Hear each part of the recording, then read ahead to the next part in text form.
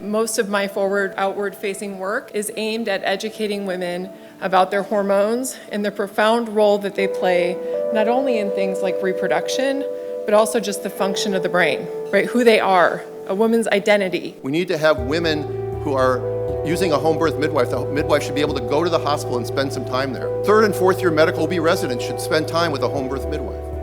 We should cross over, we should break down these walls. I don't think this has not been studied. I'd love to see this study, but I believe the fallopian tubes can become closed without vitamin A. Yeah. Oh my goodness. I found my soulmate. A doctor. We've gathered today not just as experts and advocates, but as people who care deeply about the flourishing of families in the United States of America. I've long thought, since I took a pivot from internal medicine to preventive medicine and public health, that we need to be upstream on disease. I didn't particularly enjoy seeing, diagnosing, and writing prescriptions for the same 5 to 7 chronic diseases all day, every day in internal medicine. Premature birth rate in the United States is far higher than it needs to be. And so much of that could be addressed by this collaborative effort under the RRM banner. Women deserve to know that such care exists, and that root cause treatments are available to them, and to be given access to medicine which understands that a woman's menstrual cycle is truly her 5th vital sign. These are such cheap, easy labs to run, and they are not being run. A fasting insulin is $5 out of pocket.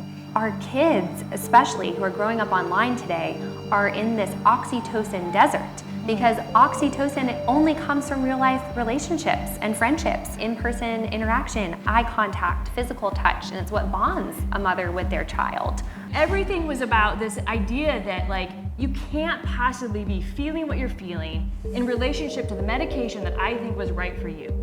And this is what I think we refer to as gaslit or gaslighting, right? Oh yeah. Because these drugs are only looked at for short-term use, what none of us are being told is that when you take them for long periods of time, you become physically dependent on them. And that means that if you try to stop your drug down the line and you feel horrible, you're gonna be told, oh, you're having a relapse, quote unquote, a relapse of your depression or your anxiety. See, this is why you need your medication. And then you think to yourself, oh my gosh, yeah, I don't like how I feel when I don't take my meds, so I must need to stay on it indefinitely.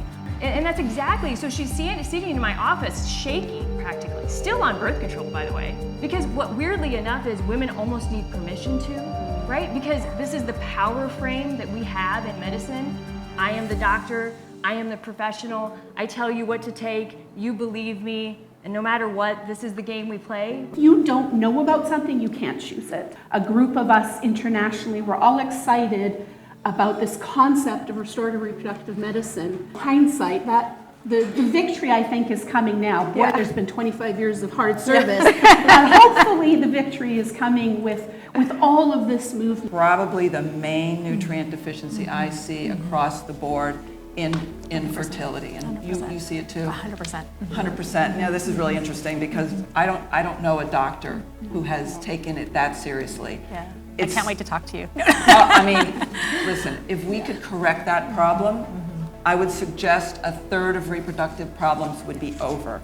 I'll just, I guess, close with this, and that is that, the future of women's health is about understanding that women's health isn't just gynecology, right? It's about the health of women. So thank you. And what we love in our foundation is to see the scientific validation of traditional food. All of these things that traditional people did, the buildup of nutrition, the vitamin A-rich foods, and also the 3-year spacing between babies, I forgot to mention that, so the mother can recover her nutritional stores. These are all validated by modern science, and that's really exciting.